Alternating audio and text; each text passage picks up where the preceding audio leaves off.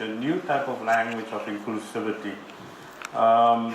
One of the things that we start off is to look at Isa alayhi salam, how it's being discussed in the Quran. Isa is known as Al-Masih, and Masih comes from the Arabic form, Fa'il, just like Hamid. If your name is Hamid, it means at once Hamid and Mahmud, means you are praising and being praised. If Masaha means to touch, and so Masih means touching and being touched. In the time of Isa alayhi salam, there were lepers, and lepers had to keep a distance of 30 cubits from non-lepers. Isa alayhi salam allowed the leper to approach him, allowed the leper to touch him. He turned around, touched the leper, healed that leper, and also healed many lepers afterwards. And so we often tell Christians and Muslims that if we want to be Isa-like, if we want to be Christ-like or Jesus-like, then we need to look at those people who have a leper status in society and have a healing touch or have a healing presence. If we want to be Masih from Dajjal, Masaha means to distort, Masaha means to conflate, Masaha means to deceive. And so if you deceive, if you conflate, and if you distort, then you are anti-Christ-like, you are Dajjal-like. Many of our media in the USA qualify for that. Many of our politicians like Trump and others qualify for that. And many of our even academics qualify. People at Harvard even and other Ivy League institutes are Dajjal-like in the sense that they distort, they conflate, and they deceive. We often have the يحرفون الكلمة عن مواضعه, just playing around with words and twisting the truth. And but perhaps one of the greatest challenges of any democracy today is not sometimes the right to freedom of speech, often the right of freedom after speech, but we all need the right to the truth. And if you know what WikiLeaks is all about, you know what Edward Snowden is all about, we have only the tip of the iceberg of falsehood. And it's almost impossible for us to know exactly what the truth is. The type of media you're exposed to in South Africa may not be the media that we find most of the time in the US, just pure distortion. We have artificial terrorism. We have preemptive prosecutions, preemptive strikes. 98% of the drone attacks happening throughout the world target innocent people, hundreds or thousands, you can say, of innocent children and women. And so speaking truth to power, that has become almost a new calling. And we've often done that at interfaith settings. We've gone into churches, gone into synagogues, and spoke those few words. The question is whether Muslims themselves sometimes become Dajjal-like. If we also distort the truth, we also qualify to be not Dajjal, but Dajjal-like. And so may Allah protect us from that. Let me read through the presentation I gave at the Thanksgiving event where both rabbis, priests, pastors, and Christians and Jews were, and few Muslims. So it was on a Thanksgiving occasion, and we said that Thanksgiving is often used as a time to thank the God of Adam, Noah, Abraham, Moses, Christ, and Muhammad, peace be with them all, for tangible material gifts. But today I'd like to thank God for the countless intangible blessings of our faith and our wisdom traditions. We have countless ideals and ideas and ideals, spiritual virtues and ethical values, prophetic vision, saintly and sermonic lives to draw from. And then we have the 10 or 13 commandments, the Beatitudes, the cardinal virtues, and the warning against the 7 deadly sins. 3 spiritual virtues stand out: humility, truth, and charity. Humility should be truthful and charitable. Truth or truth force or satyagraha, graha, should be humble and generous. And charity should be truthful and humble, not a trap or followed by reproach or injury. We have traditions that claim universal appeal. We all embrace both the oneness of God and the oneness of humanity. Our 3 faith traditions have the golden rule: respect for the stranger, loving our neighbor as ourselves, the noble law, we have similar core values with different emphases. Neighbors, love with justice, just peace, loving mercy, empathic imagination, inclusive excellence, patient perseverance, consummate sensibilities of prophetic teachings, and a sense of perspective that God sees the people we dislike in a different way. We all share the belief that in order to be spiritual, we need to heal ourselves and society through our presence, our words, our deeds, our profound sense of fairness, and our conviction that the impossible could become the inevitable. Miracles do happen, systemic change is possible, and barbaric communities could be transmuted and transformed. Tragedies could turn into triumphs, hostilities into hospitality, and meanness into meaningfulness, hurt into healing. South America, with its torture capitals, now enjoy great prosperity. The Catholics, infamous for the Inquisition, Crusades, Holocaust, 100,000 stolen children in Australia and in the USA, have some of the finest inclusive institutions and the most admired leader in the person of Pope Francis. Former assassins became pacifists. Many nations turned swords into plowshares.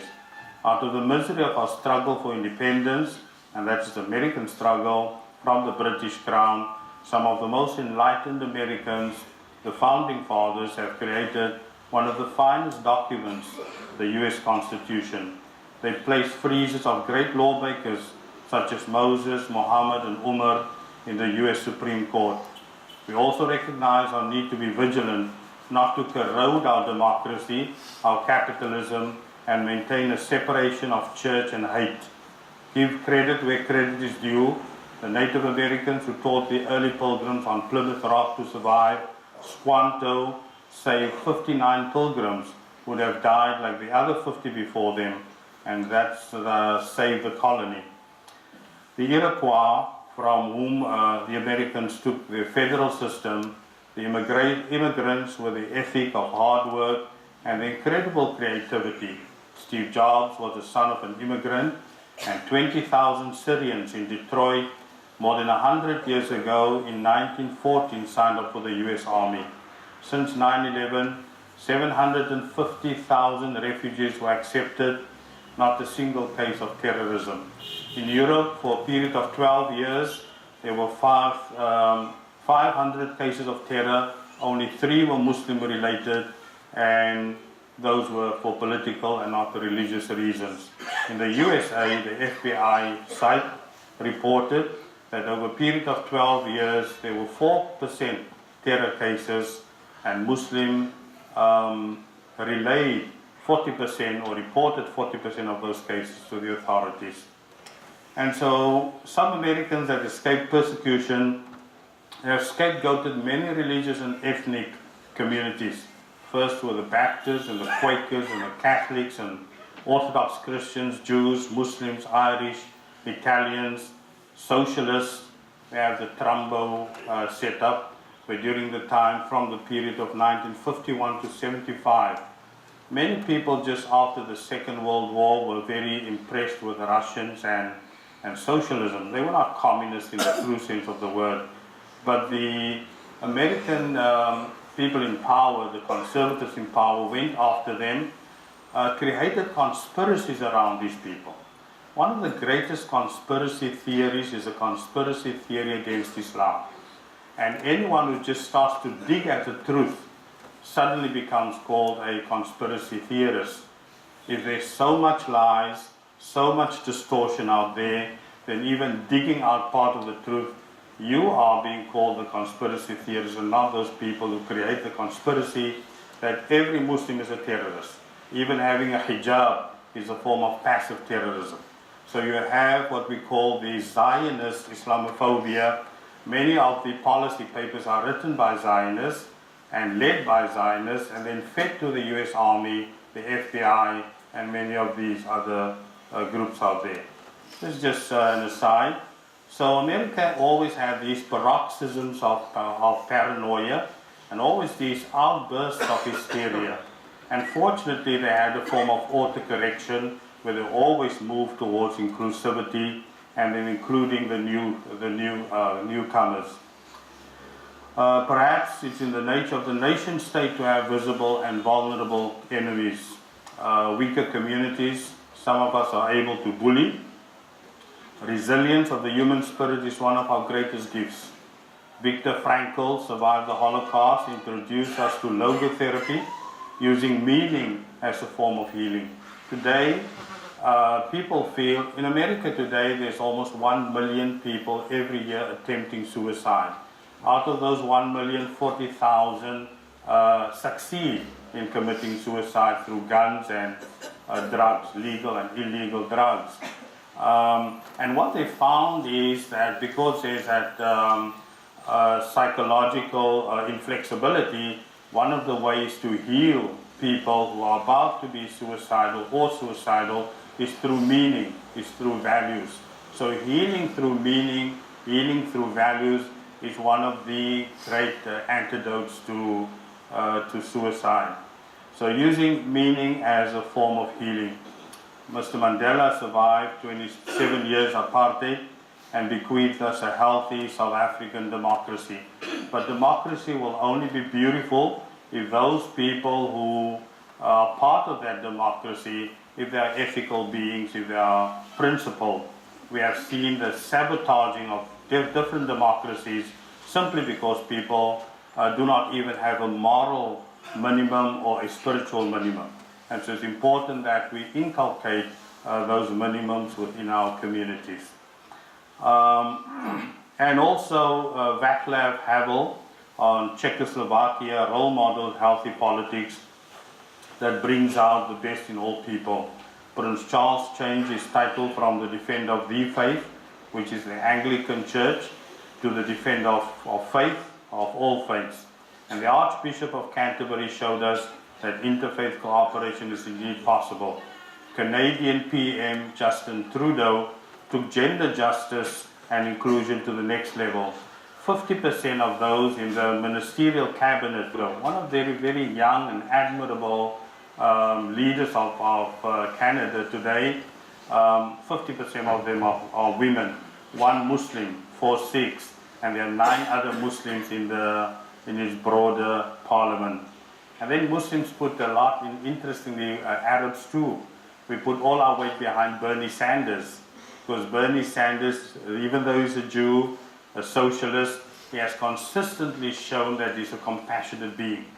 And so the saying of Ibn Taymiyyah, that if you have to choose a country where there's a non-Muslim ruler and there are Muslims in let us say a non-Muslim ruler who stands for justice, like the Najasi or the Negus, and you have to choose between a Muslim ruler who is unjust, you should rather choose the place where there's justice.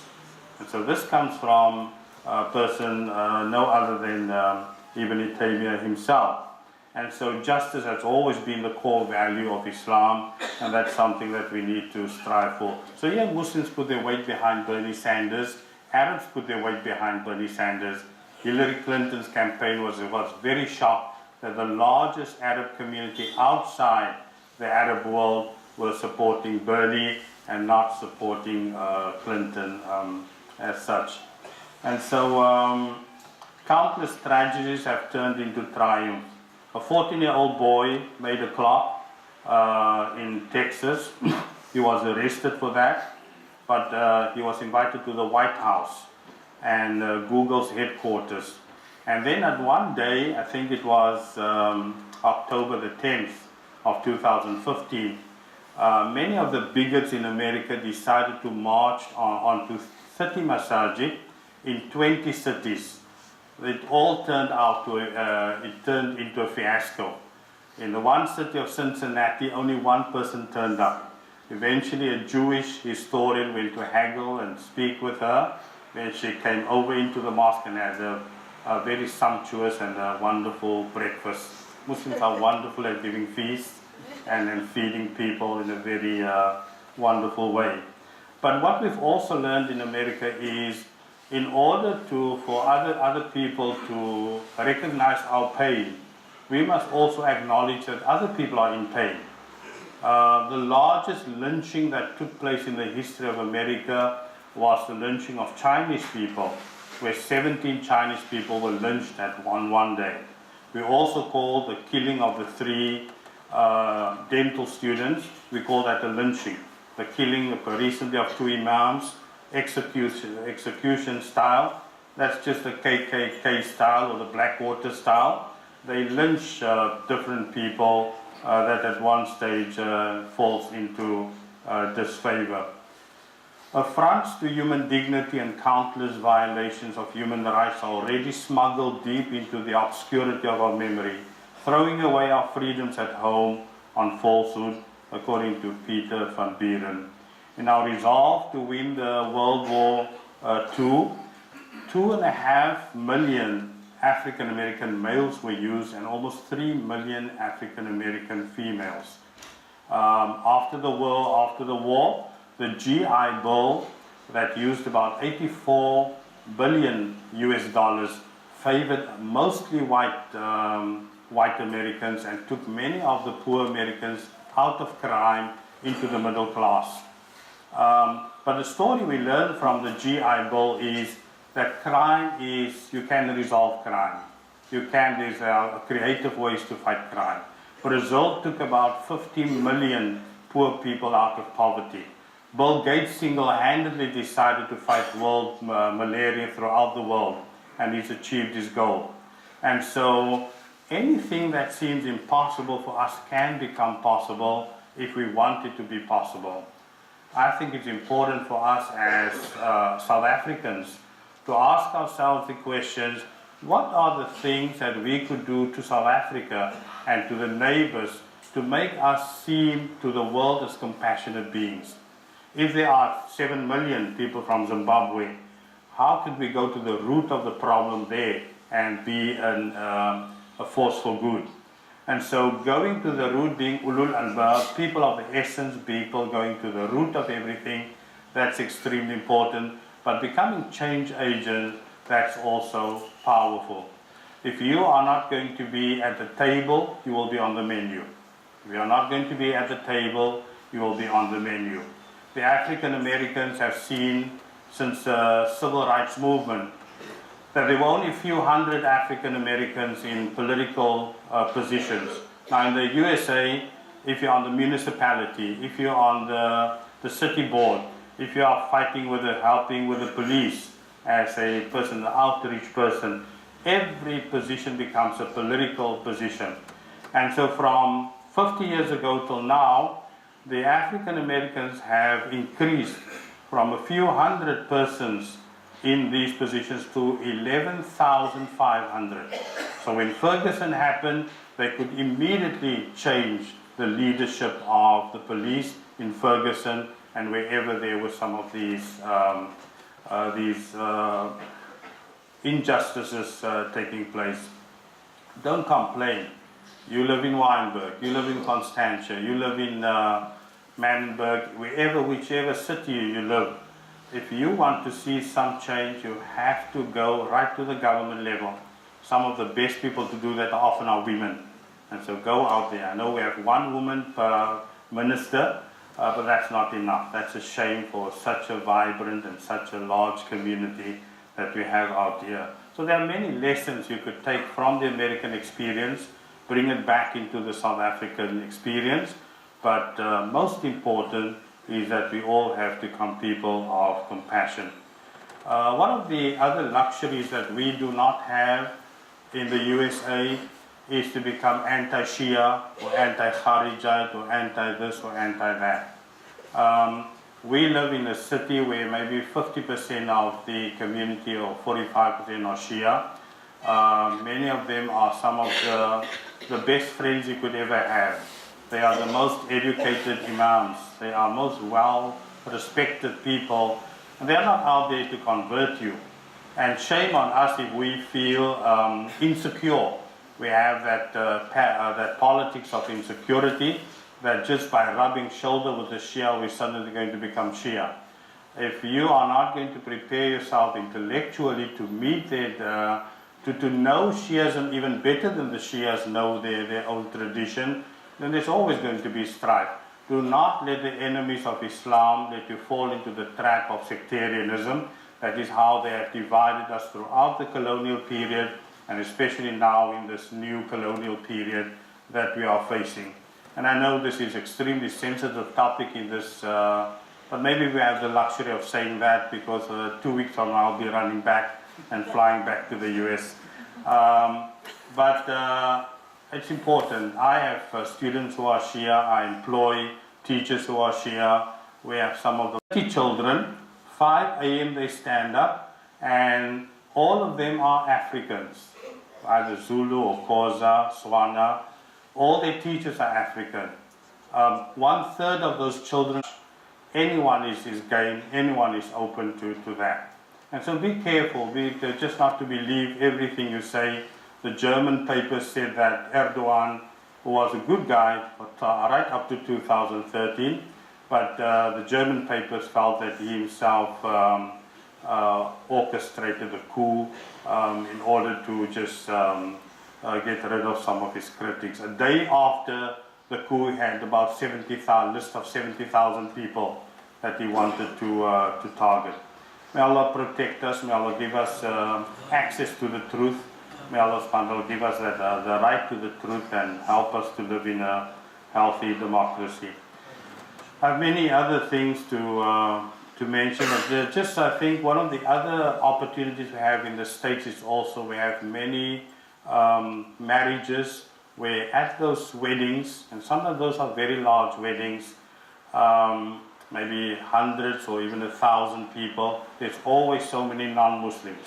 So we use every opportunity at the wedding to always get a message across about Islam, where people know almost little or nothing about Islam. May Allah bless our community, may Allah subhanahu wa ta'ala guide us, and may Allah subhanahu wa ta'ala make us of those who see, Allahumma arina al-haqqa haqqa warzuqna ittiba'a. Let us see the truth as truth and follow that, and see falsehood as falsehood, and help us to knock out the brains of falsehood with the truth. Bismillah ar-Rahman ar-Rahim. Alhamdulillah wa kafa wa salam ala ibadillah alladhi nastafa. Amma ba'd. Allahumma salli wa sallim ala Sayyidina Muhammad wa ala ali Muhammad wa ashabi Muhammad sallallahu alaihi wasallam, khususan ala al-khulafa ar-rashidin Abi Bakr wa Umar wa Uthman wa Ali radhiyallahu anhu wa ala sa'ir as-sahaba wa tabi'in wa man tabi'ahum bi ihsan ila yawm al-din. Allahumma a'izz al-Islam wal muslimin. اللهم أعز الإسلام والمسلمين اللهم أعز الإسلام والمسلمين اللهم انصر المسلمين في كل مكان اللهم انصرنا ولا تنصر علينا وامكر لنا ولا تمكر علينا واهدنا سبل السلام وجنبنا الفواحش ما ظهر منها وما بطن اللهم ادفع عنا البلاء والوباء والزنا والزلازل والمحن وسوء الفتن اللهم ربنا تقبل منا إنك أنت السميع العليم وتب علينا إنك أنت التواب الرحيم Allahumma ansurna wa la tansur alayna wa amkur lana wa la tamkur alayna. We ask Allah subhanahu wa ta'ala to assist us, do not assist against us. Wa amkur lana, and plan for us and do not plan against us. Jamaatul Muslimin, just a very last point. I want each and every one of us to find sanctuary in our faith, to find sanctuary in our ethics and praxis, and find sanctuary in our spirituality. And whatever you do, do it with a type of humor and type of playfulness. Even Plato said that playfulness is one of the highest form of intellectuality. I think the section 16 of the South African Constitution says that we have the right to freedom and creativity. Bring that creativity to live Islam creatively and also to defend Islam in a very creative way.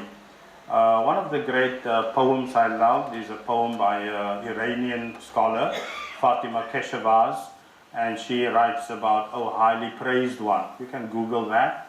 And just one piece of that, I'm just going to read that. Few biographers speak of your humor, O Prophet of Islam. They figure blood, blind anger, and other wrenching things go better with a war and terror.